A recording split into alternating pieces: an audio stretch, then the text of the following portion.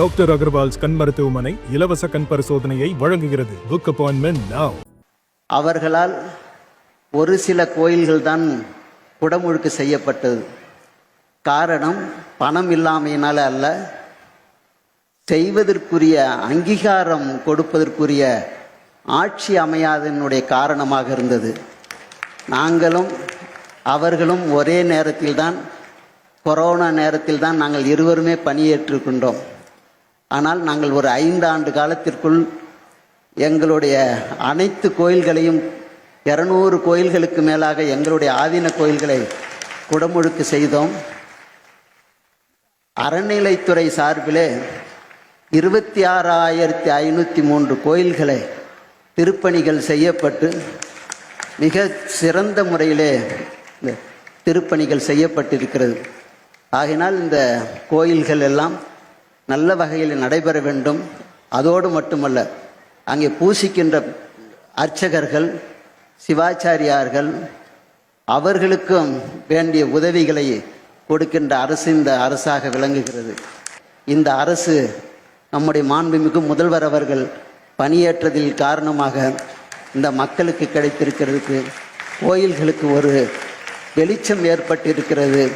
அதை முதல்வர் அவர்கள் என்ன நினைக்கின்றார்களோ அதை எங்களுடைய மாண்புமிகு அமைச்சர் செயல்பாபு அவர்கள் அதை நிறைவேற்றி கொண்டிருக்கிறார்கள். ஆன்மீகம் இதயத்தின் உள்ளார்ந்த அன்பில் காட்டப்படுவதே ஆன்மீகம். அதுதான் ஆன்மீகம் என்றால், அந்த ஆன்மீகத்தில் முத்தமிழறிஞர் கலைஞரும் நம் மனிதநேய மக்கள் முதல்வரும் எப்போதும் முதன்மையாய் இருக்கிறார்கள். அடிக்கடி கலைஞர் சொல்லுவாங்க, தெய்வீக பேரவை என்ற அமைப்புல சன்னிதானங்களை சந்திக்கிறப்பெல்லாம் சொன்னாங்க, அவர்களை பாராட்டுகிற போது சொன்னாங்க, மகா சன்னிதானங்களை பற்றி பாராட்டுகிற போது, தன்னை பாராட்டுகிற போது கலைஞர் சொல்லுவாங்க, நான் கடவுள் ஏற்றுக்கொள்கிறேனோ இல்லையோ, நான் கடவுளை ஏற்றுக்கொள்கின்றேனோ இல்லையோ, கடவுள் ஏற்றுக்கொள்ளத்தக்க வகையில் நான் செயல்படுகின்றேனா என்பதுதான் முக்கியம். அப்படி பார்த்தால் நம்முடைய ஆன்மீக முதல்வராகவும் விளங்குவர் தான் நம்முடைய முதல்வர். அரங்கத்தில் நுழைஞ்ச உடனே தூத்துக்குடியைச் சேர்ந்த நம் செல்வம் பற்றி அவர்கள் சொன்னாங்க, அவர்கள் சொல்வதுதான் உண்மையான சான்றிதழ்.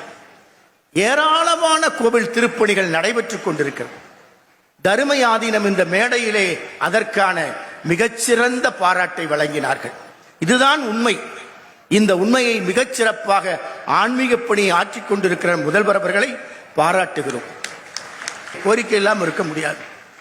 அரசு உதவி பெறும் பள்ளிகளுக்கும் அரசு பள்ளிகளுக்கு கிடைக்கிற சலுகைகள் 7.5% இடஒதுக்கீடு. காரணம், அங்கேயும் ஏழை பிள்ளைகள் தான் படிக்கிறார்கள். அரசு பள்ளிகளிலும் அரசு உதவி பெறும் பள்ளிகளிலும் இரு கண்களைப் போல அந்த பள்ளிகளில் படிக்கும் ஏழை குழந்தைகள், தமிழ் வழியில் படிக்கிற குழந்தைகளுக்கும் 7.5% இடஒதுக்கீடு கிடைத்தால் இன்னமும் இந்த பிள்ளைகளின் சாதனைகள் தொடரும் என்ற வேண்டுகோளை வைத்து, எப்படி நம்முடைய அறநிலைத்துறை எங்கிருந்து நம்முடைய அமைச்சர் அவர்களுக்கு இந்த திட்டங்கள்லாம் மனதிலே ஒதுக்கின்றது, ஒவ்வொன்றுக்கும் நம்முடைய முதல்வரிடம் அணுகி அவருடைய அனுமதியை பெற்று நன்றாக செய்ய வேண்டும் என்ற நோக்கிலே செய்து கொண்டிருக்கின்றார்கள்.